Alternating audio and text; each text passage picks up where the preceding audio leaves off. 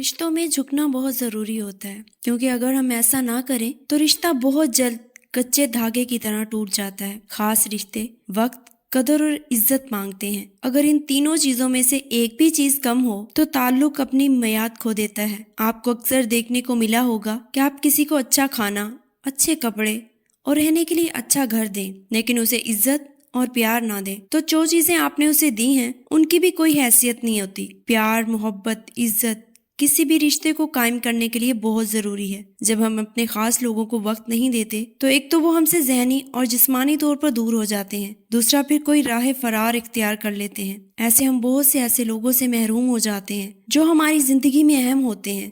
وقت دیں، عزت دیں اور قدر کریں۔ میں نے اپنی زندگی میں خود کو سچا ہوتے ہوئے بھی جھوٹا ثابت ہوتے دیکھا ہے۔ میں نے محسوس کیا ہے کہ آپ کے اپنے بھی آپ کے دشمن بن جاتے ہیں۔ آپ منافقت کریں تو ساری دنیا آپ کی ہے۔ جہاں آپ نے سچ بولا، حق بولا، کسی کو اس کی غلطی دکھائی، وہیں آپ غلط ہو۔ لیکن اس سب میں ایک چیز کو سامنے رکھیں اور وہ ہے ضمیر، جو میں کرتی ہوں۔